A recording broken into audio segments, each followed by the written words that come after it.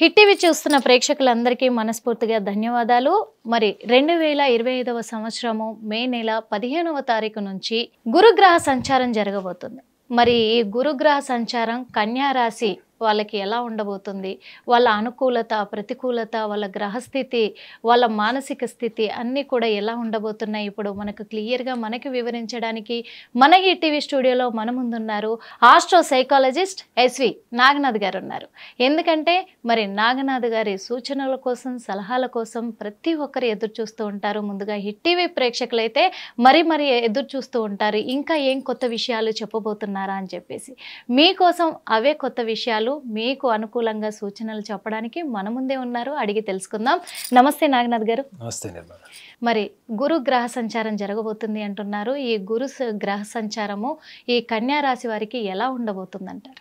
ముందుగా hit TV ప్రేక్షకులందరికీ కూడా నమస్కారం. నిర్మల్ గారు, కన్యా రాశి వాళ్ళకి చతుర్థ సప్తమాధిపతి అవుతారు. ఎవరు? గురువు. దేవతా గురువు బృహస్పతి చతుర్థ సప్తమాధిపతి అవుతాడు. ఎవరికి? కన్యా రాశి వాళ్ళకి. ఈ చతుర్థ సప్తమాధిపతి అయినటువంటి గురుగ్రహము దశమ భావం అయినటువంటి మిథున రాశిలోకి ప్రవేశిస్తాడు ఈ 15వ తారీఖు మే మాసంలో. అయితే చతుర్థ భావము అంటే మాతృభావము, విద్య, భూమికి సంబంధించినవి, మనకి ముఖ్యంగా లిక్విడ్ ప్రాపర్టీస్ కానీ, ల్యాండ్స్ కానీ, కన్స్ట్రక్టెడ్ బిల్డింగ్స్ కానీ, ఇవన్నీ కూడా చతుర్థ భావానికి వస్తాయి అన్నమాట. ఈ చతుర్థ భావానికి సప్తమ భావము అంటే కళత్రము, పెళ్లి, వివాహము, వైవాహిక జీవితం తర్వాత ఉన్నటువంటి సుఖ సంతోషాలు అన్నీ కూడా కళత్ర భావానికి, సప్తమ భావానికి వస్తాయి. మరి ఈ చతుర్థ భావానికి సంబంధించినది ముఖ్యంగా విద్యార్థులకు ఎలా ఉండబోతుంది దశమంలో?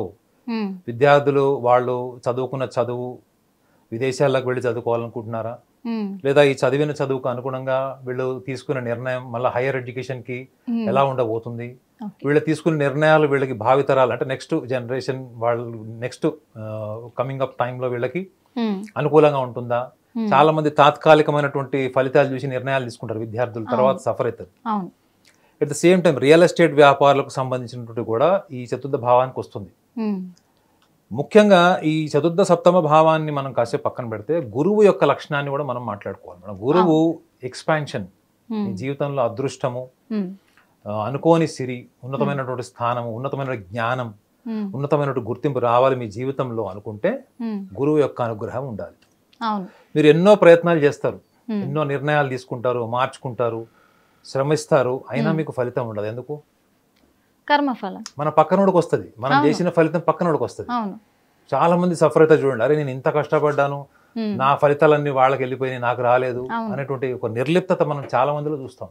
వై మీ, నాకే ఎందుకు అట్లా జరిగింది, నేనే ఎందుకు ఇట్లా ఉన్నాను నా లైఫ్ లో, అందరు బాగున్నారు. ఈ వై మీ థియరీ రావడానికి కారణం ఏంటంటే ఒకటి ఫెయిల్యూర్ ఒకటే కాదు మేడం, పోస్ట్ పోన్మెంట్. మీకు మిమ్మల్ని బాధ పెట్టాలంటే ఏదన్నా మీకు డిలే చేస్తే చాలు, మీకు రావాల్సిన డిలే అయితే జారిపోదా మేడం? ఈ గురుగ్రహము యొక్క అనుగ్రహము ఈ కన్యారాశి వాళ్ళకి వివిధ భావాలు, వివిధ రకాలైనటువంటి ఆస్పెక్ట్ కూడా చెప్పాను, ఏ రంగాల వాళ్ళకని కూడా చెప్పాను.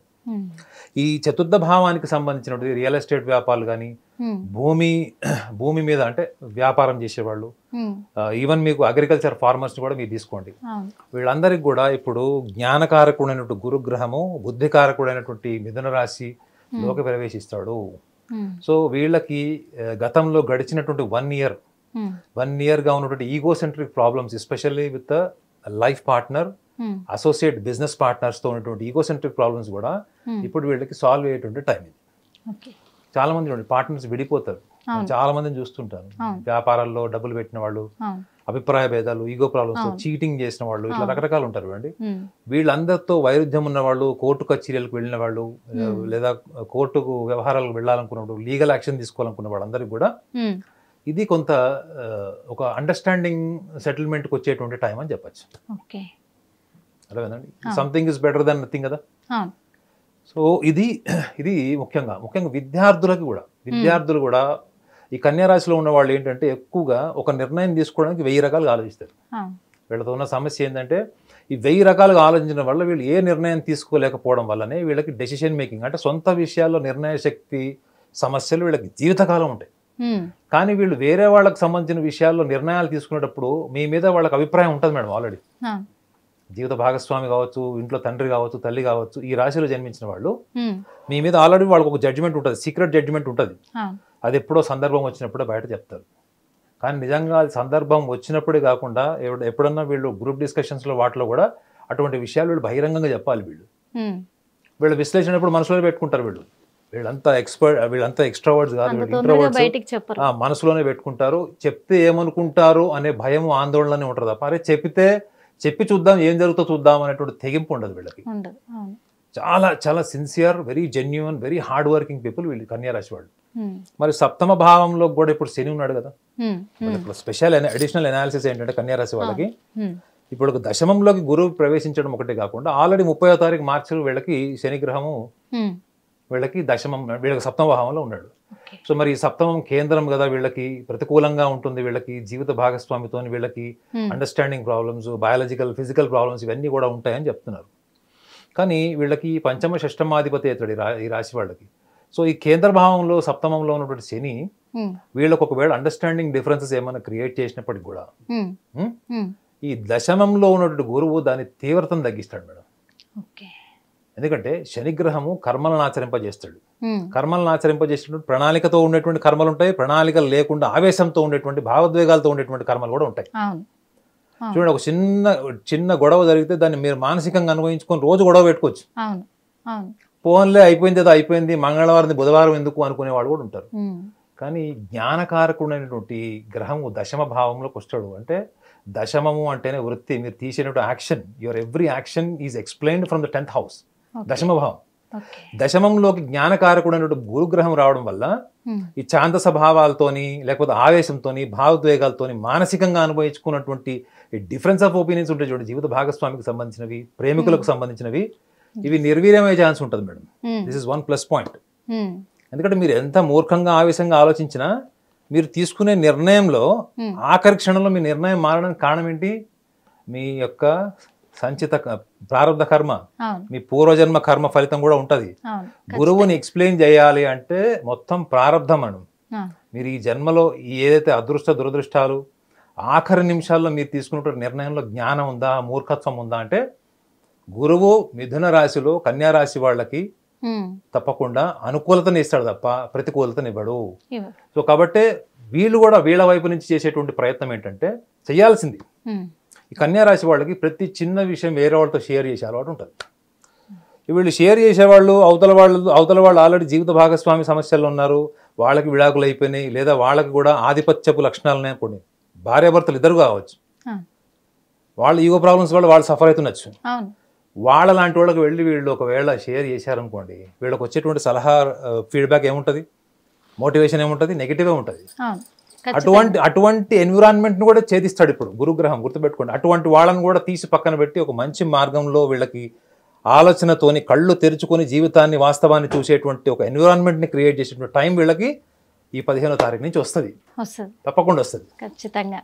మరి ఎందుకంటే ఈ కన్యా రాశి వాళ్ళు చాలా సున్నితమైన మనస్తత్వం కలిగిన వాళ్ళు కాబట్టి ఏ విషయాన్ని కూడా బయటికి చెప్పుకోలేరు కాబట్టి వాళ్ళ కర్మ ఫలితాలు ఎలా ఉన్నాయని విశ్లేషించారు, వాళ్ళ రాశి ఫలితాలను కూడా విశ్లేషించారు. మరి వీళ్ళు కర్మ ఫలితాన్ని ఖచ్చితంగా స్వీకరించాల్సిందే, అనుసరించాల్సిందే అని చెప్తున్నారు. మరి వీళ్ళకి సాధ్యమంటారా? నేను చెప్పా కదా మేడం, మీకు జీవితంలో ఆశయం ఉంటుంది, సాధించాలి అనేటువంటి నిజాయితీ ఉంటుంది, ప్రయత్నంలో అపారమైనటువంటి నిజాయితీ ఉంటుంది. కానీ ఎందుకు మీరు సాధించలేకపోతున్నారు? ఇవాళ ప్రపంచంలో ఎవరైనా జ్యోతిష్యుడి దగ్గరకు వెళ్తున్నారంటే రెండే కారణాలు ఉంటాయి మేడం. నేను 20 ఏళ్ళ అనుభవంతో చెప్తున్నాను. ఒకటి, మీరు ఒక బలమైన నిర్ణయం తీసుకునేటప్పుడు మీరు ఒక క్రాస్ రోడ్లో ఉంటారు, ఎటు వెళ్ళాలో తెలియదు, రైట్ లెఫ్ట్ బ్యాక్ ఫ్రంట్ తెలియదు మీకు. ఒక క్రాస్ రోడ్లో ఉన్నప్పుడు ఒక నిర్ణయం కోసం జ్యోతిష్యుల దగ్గరికి వెళ్తారు. రెండోది ఏంటంటే అదృష్టం ఎలా సాధించుకోవాలి, ఉన్న కష్టకాలాన్ని, పేదరికాన్ని, దారిద్ర్యాన్ని ఎలా పోగొట్టుకోవాలి, దానికోసం మనం ఎటువంటి మార్గాన్ని అనుసరిస్తే మన జీవితం ఉన్నతంగా ఉంటుంది. ఈ రెండు కారణాలు కాకుండా మిగతా ఏ కారణాల వల్ల జ్యోతిష్యుల దగ్గరికి వెళ్తారు చెప్పండి? మేజర్ పార్ట్, 90% ఇక్కడికి వెళ్తారు. మరి ఇది కర్మలను ఆచరింపజేసేటువంటి ఒక శాస్త్రం, కర్మల్ని ఎలా ఆచరింపజేసేయాలి అనేటువంటి ఆ శాస్త్రాన్ని కూడా మీరు ఇందులో చూసుకోవచ్చు. అంటే ఒక దిక్సూచి లాంటిది. కేవలం ఫలితం మాత్రమే కాదండి. జ్యోతిష శాస్త్రం అంటే ఫలిత జ్యోతిషం మాత్రమే కాదు, దానికి ఒక ప్రణాళిక కూడా ఉంటుంది. ఒకవేళ ప్రణాళిక లేదు, ఇది ఒక ఇండికేటర్ లాంటిది. ఒక మనం వెహికల్ మీద వెళ్ళేటప్పుడు ఒక రైట్ సైడ్ ఇండికేటర్ ఎందుకు వేస్తాం? మనం రైట్ సైడ్ వెళ్ళాలి కాబట్టి వేస్తాం. సో మీరు రైట్ సైడ్ ఇండికేటర్ వేశారంటే వెనక వాళ్ళకి ఏం తెలుస్తుంది madam? The vehicle is taking right side turn. So వెనక నుంచి వచ్చేవాడు వాడి స్పీడ్ తగ్గించుకోవడమో వాడు సైడ్ ఇవ్వడమో చేస్తాడు. అంటే కాన్సిక్వెన్సెస్ని మీరు ఇండికేటర్ వేసిన తర్వాత అక్కడ జరగబోయే దాన్ని ఎన్విరాన్మెంట్కి మీరు ఒక మెసేజ్ లాగా ఇస్తారు. సేమ్ థింగ్ మీకు గ్రహస్థితిలో వచ్చేటువంటి మార్పులు వాళ్ళ గోచార ఫలంలో, ముఖ్యంగా వాళ్ళ వ్యక్తిగత జాతకంలో గురువు యొక్క స్థానం ఎక్కడ ఉంటుంది, శని స్థానం ఎక్కడ ఉంటుంది అన్నది వ్యక్తిగత జాతకాన్ని విశ్లేషించినప్పుడు ఇంకా చాలా సూక్ష్మంగా చెప్పచ్చు. ఇది గోచారం. కాబట్టి వీళ్ళకి, ఈ కన్యారాశి వాళ్ళకి ఈ ఇండికేటర్ ఏంటి అంటే వీళ్ళ జాతకంలో గోచార ఫలంలో వీడికి 7 రకాల భావాల్ని వీళ్ళకి జ్యోతిష శాస్త్రం ఎందుకు చెప్పింది? ఈ 7 రకాల భావాలను కూడా చెప్పలేదు అనుకోండి మేడం, అప్పుడు నా డెసిగ్నేషన్ ఓన్లీ ఆస్ట్రాలజర్ అని ఉండేది, ఆస్ట్రో సైకాలజిస్ట్ అని ఉండేది కాదు. అర్థమైనా? ఈ 7 రకాల భావాల్లో మనసు ఉంది, బుద్ధి ఉంది, కోరిక ఉంది, కర్మలు ఉన్నాయి, మీ శరీరంలో ఉన్నట్టు సామర్థ్యం ఉంది.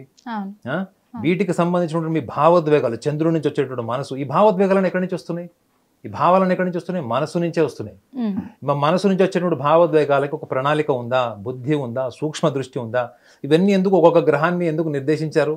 ఈ దిశానిర్దేశం చేయడమే జ్యోతిష శాస్త్రం యొక్క మూలం అండి. మనం ఎక్కడి వరకు వింటున్నాము? ఓన్లీ ఫలితం వరకే వింటున్నాము. ఈ రోజు మనకు బాగుందా లేదా అంతవరకు వింటున్నాం. ఈ కన్యారాశి వాళ్ళకి ఈ ప్రణాళిక నచ్చుతుంది. ముఖ్యంగా సూక్ష్మ దృష్టి, ప్రణాళిక ఇష్టపడేటువంటి రాశులలో కన్యారాశి వాళ్ళు, మిథున రాశి వాళ్ళు, మీనరాశి వాళ్ళు, కుంభరాశి వాళ్ళు, ధనురాశి వాళ్ళు, వీళ్ళు ప్రణాళిక ఇష్టపడతారు మేడం. ప్రణాళిక అంటే ఏంటంటే జరగబోయేది ఏంటి అంటే, అది జరగబోయేది ఎందుకు జరుగుతుంది, నా పాత్ర ఏంటి, నేనేం చేయాలి, వాట్ ఇస్ మై కాంట్రిబ్యూషన్.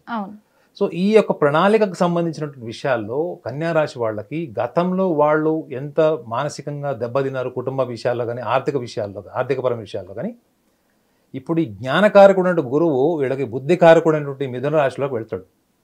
ఎప్పుడైతే వెళ్తాడో బుద్ధి తగ్గి జ్ఞానం పెరుగుతుంది మేడం. ఎప్పుడైతే మీరు బుద్ధి వల్లనే మీరు ఎక్కువ స్ట్రెస్ఫుల్ ఉంటారు తెలుసా మీకు? ఇప్పుడు ఈ కార్పొరేట్ ఎంప్లాయీస్ అంతా ఎందుకు స్ట్రెస్ఫుల్ ఉన్నారు చెప్పండి? అన్వాంటెడ్ ఇంటలెక్ట్ అంటే అనవసరమైనటువంటి బుద్ధిని విపరీతంగా వాడడం వల్లనే మానసిక ఒత్తిడి.